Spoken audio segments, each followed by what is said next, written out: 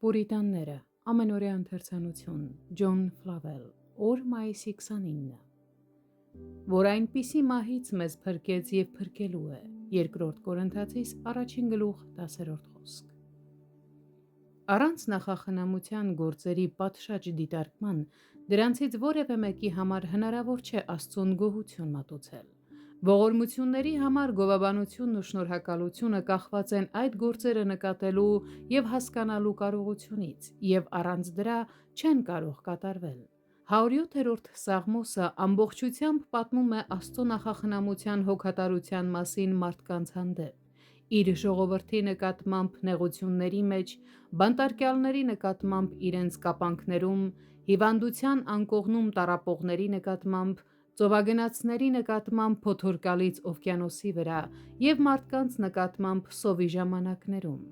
Այո, նրա նախախնամությունը երևում է նաև աշխարհի բոլոր այն փոփոխությունների մեջ, որոնցով խոնարհվում են բարձրացածները և բարձրացվում խոնարհները, և յուրաքանչյուր հատվածում մարդիկ կանչվում են փառաբանելու Աստծուն այս բոլոր նախախնամ գործերի համար։ 43-րդ խոսքը ցույց է տալիս, թե որքան անհրաժեշտ բաղադրիչ է այդ պարտականության համար դիտարկումը։ Ո՞վ է իմաստուն, որ այս բաները պահի,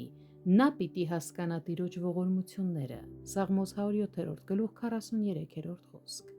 Հետևաբար, եթե մենք անտեսում ենք այս պարտականությունները, մենք զրկվում ենք Աստծո բոլոր գործերի հասույթից և օրհնությունից, թե մեզ համար, թե ուրիշների համար, ինչը կլինի իսկապես աննկարագրելի կորուստ։ Սա այն սնունդն է, որը պահպանում է մեր հավատքը դժվարին ժամանակներում։ Սա այն նյութն է, որից սրբերը հաճախ իրենց փաստարկներն են քաղել նոր ողորմության համար իրենց աղոթքներում։ Ճիշտ այնպես, ինչպես Մովսեսը, երբ աղերսում է ժողովրդի համար հետագա կամ նորներում, փաստարկելով անցյալում եղածը, ինչպես որ դու ներել ես նրանց Եգիպտոսից մինչև հիմա։